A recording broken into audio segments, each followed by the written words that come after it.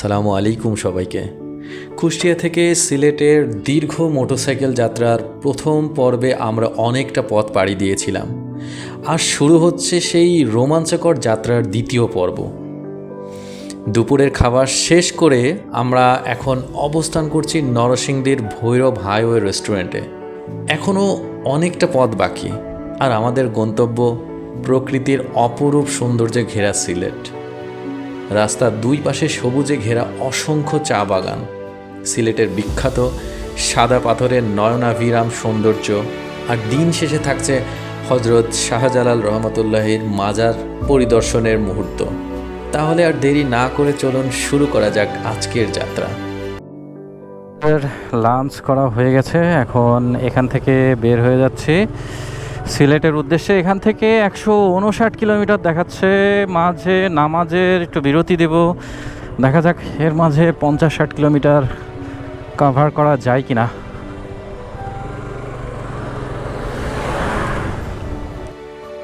আমরা ঘুরতে ঘুরতে ব্রাহ্মণবাড়িয়াতে এন্ট্রি করে ফেলেছি। ব্রাহ্মণবাড়িয়া ক্রস করে আমরা সিলেটের উদ্দেশ্যে রওনা দিয়ে দিচ্ছি। ওকে, কিছু কিছু রাস্তা এখানে তো খুব ডাইভারশন দেখছি, রাস্তার কাজ চলছে। এটা অনেক সুন্দর, দারুণ। যখন বন্যা হয় তখন এই এলাকা পুরা পানির নিচে থাকে। আজকে শুক্রবার, জুম্মার নামাজের সময় হয়ে গেছে, তাই এখানে এই মসজিদে নামাজ পড়ে তারপরে বাকি রাস্তাটুকু কভার করব। এখনও 130 কিলোমিটার বাকি আছে। বাইক জায়গায় পার্ক করে দেই, এখানে এক সাইডে দিয়ে দেই করে মোটামুটি নামেন তো। এটা হচ্ছে হবিগঞ্জের রুস্তমপুর টোল প্লাজা। বাইকের মনে হয় কোনো টোল নাই, তাই দিক দিয়েই যাওয়া যাবে। আমরা ওই দিক দিয়ে বের হয়ে যাব। গাড়ি যারা আছে তাদের টোল আছে। ওকে, 400 কিলোমিটার রাইড করে ফেলেছি অলরেডি, আর অল্প কিছু রাস্তা বাকি, তাহলে আমরা সিলেট সিটি পেয়ে যাব। চলুন বাকিটুকু রাস্তা কমপ্লিট করে দিয়ে একদম রাস্তায় রাইডে কনসেন্ট্রেট করি। ওকে, সিলেট সোজা সুনামগঞ্জ বাম হাতে। সিলেট আর 45 কিলোমিটার বাকি, এখনও হবিগঞ্জের মধ্যে আছি। ওকে, ঠিক আছে, সাবধানে রাইড করে চলে এসেছি স্মুথলি। আশা করা যায় বাকি রাস্তাটুকু সুন্দরভাবে স্মুথলি যাব ইনশাল্লাহ। আমরা এখন পর্যন্ত 450 কিলোমিটার রাইড করে সিলেট শহরে চলে এসেছি।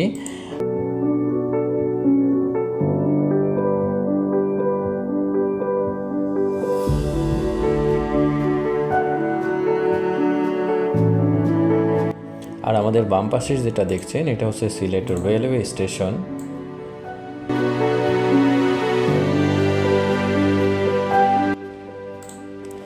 এখন আমরা সিলেট সুরমা নদীর ব্রিজের উপর দিয়ে রাইড করছি, শহরের দিকে যাচ্ছি। ওকে, আমরা সিলেট সিটিতে ঢুকে পড়েছি। এখন আমরা সিলেট সিটি দিয়ে রাইড করছি, আর আমাদের ডেস্টিনেশন আমরা এখান থেকে ফিক্স করব যে কোন দিকে আমরা যাব। সাদা পাথর, জাফলং, বিছানাকান্দি, কোন দিকে আমরা যাব। আমরা মোটামুটি এখন সাদা পাথর, বিছানাকান্দি এই এলাকার দিকে যাওয়ার চেষ্টা করছি। আর জাফলংয়ের প্ল্যানও থাকছে, জাফলংও যাব। এখন দেখি কোন রুট দিয়ে আমরা কোন দিকে সহজে যেতে পারি। চলুন আপনাদের রাস্তায় যা হয় সব কিছু আপনাদের সাথে শেয়ার করব। আমার দুই পাশে দেখতে পাচ্ছেন চায়ের বাগান। অলরেডি দেখেন এখানে গাড়ি পার্ক করে সবাই এই চায়ের বাগানের মধ্যে ছবি তুলছে, আর এখান থেকে অসাধারণ সৌন্দর্য কিন্তু আমরা উপভোগ করতে পাচ্ছি, এবং আপনারাও ভিডিওতে দেখতে পাচ্ছেন। অসাধারণ লাগছে আমার কাছে। এত কষ্ট করে এত দূর থেকে রাইড করে আসার পরে এই ভিউ দেখার পরে একদম সব ক্লান্তি কিন্তু শেষ হয়ে গেছে। মাশাল্লাহ, খুব সুন্দর ভিউ। মজা শুরু হয়ে গেছে এখান থেকে। এই যে চায়ের বাগান, খুব সুন্দর চায়ের বাগানের সাথে কিছু ছবি উঠে, এই দেখছেন পাহাড়ের মজা শুরু হয়ে গেছে। ছবি উঠে আমরা আবার দেখতে পাই পথ শুরু করে দিয়েছি হচ্ছে জাফলং, বিছানাকান্দি, এই সমস্ত পাহাড়ি এলাকায় দেখলাম। চলুন দেখি আর কি দেখতে এই দেখেন চায়ের বাগান, কত চায়ের বাগান দেখবেন, কত সত্যি এই জায়গায় তো মন ভরে গেল।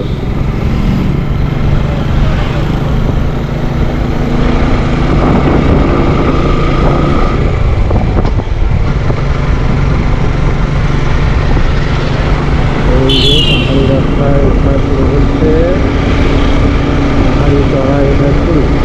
বাহ, দারুণ লাগছে, সবুজ প্রকৃতি খুব আলাদাই। মাশাআল্লাহ মাশাআল্লাহ, এই যে পাহাড়, এইগুলো দেখতেই না আসছি এত কষ্ট করে। অসাধারণ অসাধারণ।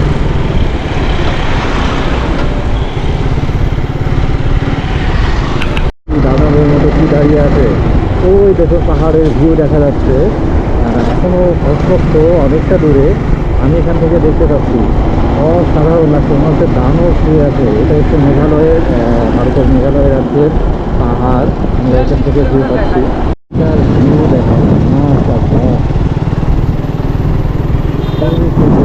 পাহাড়ের রেঞ্জ দেখা যাচ্ছে। তো ওটা কাছে যাওয়া যায়, বামের দিক দিয়ে যায়। এই যে সামনে পাহাড়ের ভিউ দেখা যাচ্ছে, খুবই সুন্দর ভিউ। ও একদম চোখ মন প্রাণ সব জুড়িয়ে গেল। এইটা হচ্ছে ভোলাগঞ্জ সাদা পাথর এলাকা। ওই দেখেন মেঘের ফাঁকে ফাঁকে পাহাড়ের মাঝে মেঘ দেখা যাচ্ছে। এখান থেকে ভিউ দেখা যাবে।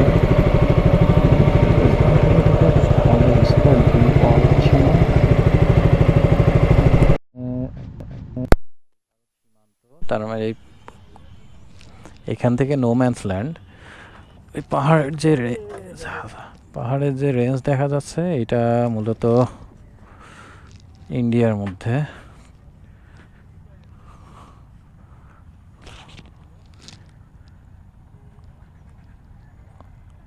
খালি চোখে খুব সুন্দর ভিউ দেখা যাচ্ছে, জানি না আপনারা কেমন দেখছেন। এই যে দেখা যাচ্ছে এটাই মূলত সাদা পাথর, কিন্তু এখানে পাথর আছে কয়েকটা, খুবই নোংরা পরিবেশ ওইদিকে দেখতেই পাচ্ছেন।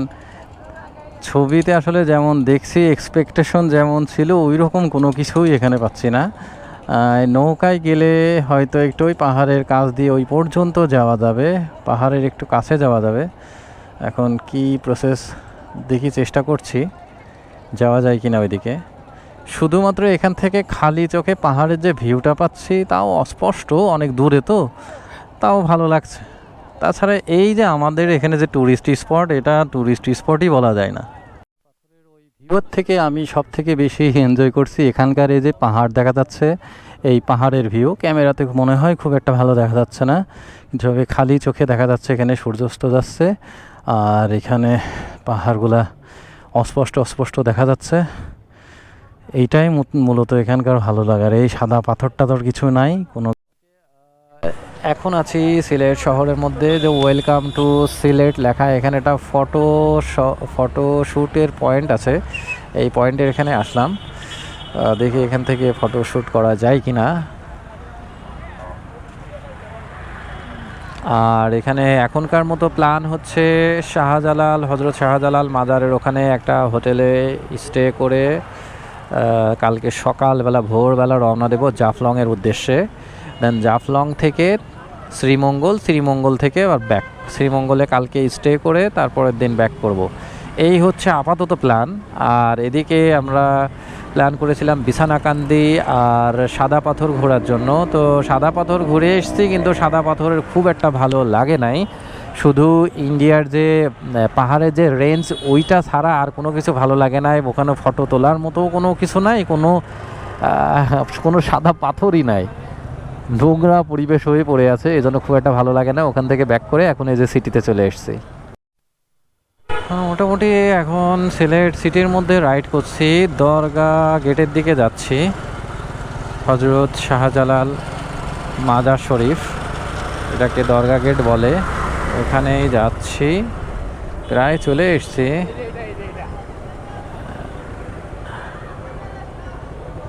চলে এসছি, 2 মিনিট দেখাচ্ছে। এটাই নাকি? এখানে যাবো? এটা দরগা না?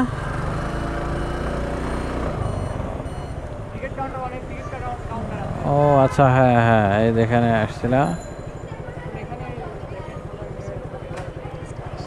স্টে করা বলতে আগে লাগবে স্টে করার জন্য। ওইদিকে কি জ্যাম নাকি? ওরে জ্যাম! এই যে দরগা গেটে প্রচণ্ড ট্রাফিক জ্যাম।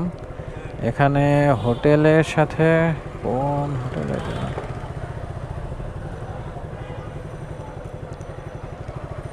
বাইক রাখা যায় এমন একটা হোটেলে যাইতে হবে। পার্কিং থাকতে হবে।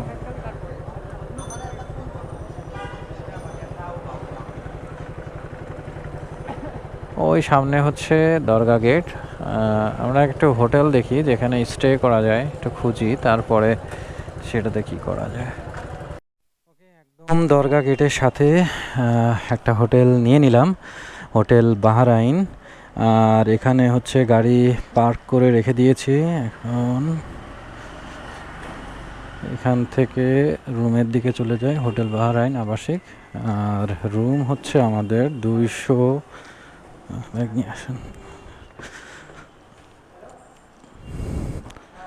দোতলায় 201 নম্বর রুম। আর এখানকার ব্যালকনি, এখান থেকে রাস্তার ভিউটা কেমন দেখা যাবে আমি দেখিয়ে দিই। ওই যে রাস্তা, ওই রাস্তা থেকে এই দিকতে কয়েক পা গেলেই দরগা। ওকে, আমরা সকাল 6টার দিকে এখান থেকে বের হয়ে যাব। আর আমাদের রুমটা একটু দেখিয়ে দিই। এই হচ্ছে আমাদের রুম, দুজনের জন্য যথেষ্ট। আর এখানে হচ্ছে ওয়াশরুম, একটা ওয়েস্টার্ন কমোড, বেসিন আছে, আর দুইজনের জন্য 2টা বেড আছে। পারফেক্ট। ওকে, রুমে এসে ফ্রেশ হয়ে এখন দরগার উদ্দেশ্যে যাচ্ছি। এশার নামাজ দরগাতে আদায় করার প্ল্যান আছে, চলুন যাই। আর 2 মিনিট সময় আছে নামাজ শুরু হওয়ার আগে। দরগাতে যাই, ওখানে যে নামাজ পড়ি, তারপরে এখানকার আপনি জানাবো। আর এটা হচ্ছে আমাদের হোটেলের ব্যালকনি, এখান থেকে এরকম ভিউ। আর বাইক নিচে পাম্প করা আছে, নয়ন ভাই এখানে। এখন আমরা যাচ্ছি দরগার উদ্দেশ্যে।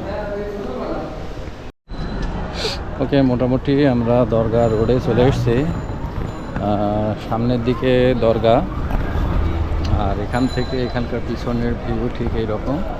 আর সামনের দিকে যদি দেই তাহলে সামনে ওই যে দরগার গেট দেখা যাচ্ছে। এখান থেকে আমরা এখন দরগার দিকে যাচ্ছি ঈশান নামাজ আদায় করার উদ্দেশ্যে।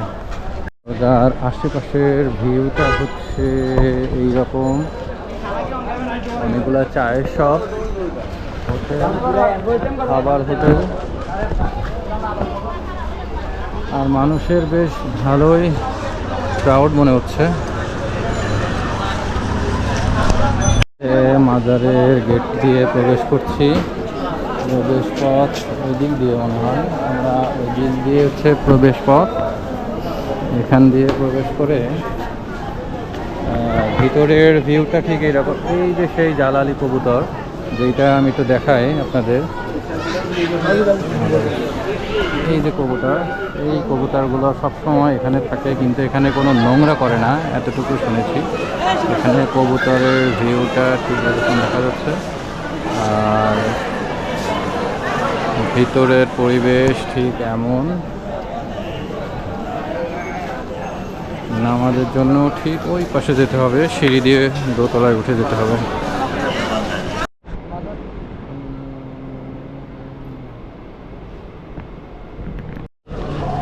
যে মোটামুটি এশার নামাজ শেষ করলাম এখানে। নামাজ শেষ করে এই মাজারের বা দরগার চারপাশের চত্বরটা একটু ঘুরছি। আর এই সেই কবুতর এখানে দেখা যাচ্ছে, কবুতরগুলো বসে আছে সুন্দরভাবে। আর এখানে একটা পুকুর আছে, এটার কি বিশেষত্ব আমি সঠিক জানি না। এই হচ্ছে এখানকার চারপাশের পরিবেশ। আচ্ছা, ঠিক আছে, চলুন যাই। এখন আমাদের রাতের ডিনার করতে হবে, দেন ঘুম দিতে হবে, ভোরবেলা উঠতে হবে। ভোরবেলা উঠে এখান থেকে রওনা দিব। এই মুহূর্তে দরগার সামনে থেকে রিক্সাতে উঠলাম আর যাব হচ্ছে পাঁচ ভাই রেস্টুরেন্ট, যেটা হচ্ছে জল্লার পাড়ে অবস্থিত। এখানকার বিখ্যাত হচ্ছে ভর্তা এবং হাঁসের মাংস নাকি খুবই বিখ্যাত, এই জন্য যাচ্ছি। আর এই হচ্ছে রিক্সাওয়ালা মামার সাথে, রিক্সায় উঠে পড়েছি। রাস্তার ভিউ ঠিক রাতের বেলা ঠিক এই রকম। আকাশে চাঁদ উঠেছে, ওই যে চাঁদ দেখা যাচ্ছে, সাথে এই ভিউ। আজকে ঈদের পরের দিন, বেশ ভালোই জাঁকজমক মনে হচ্ছে এখানে। আচ্ছা, জল্লার পাড়ে এসে দেখলাম পানসি রেস্টুরেন্ট এবং পাঁচ ভাই রেস্টুরেন্ট দুইটাই ঈদের ছুটিতে বন্ধ আছে। সো এটা ট্রাই করা হলো না, আমরা অন্য কোথাও ট্রাই করছি। ওকে, হোটেলে চলে এসেছি, খাওয়া দাওয়া শেষ।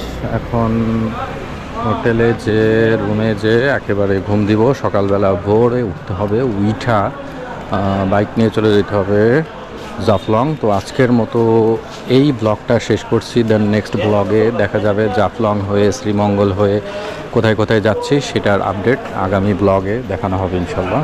সবাই ভালো থাকবেন, সুস্থ থাকবেন।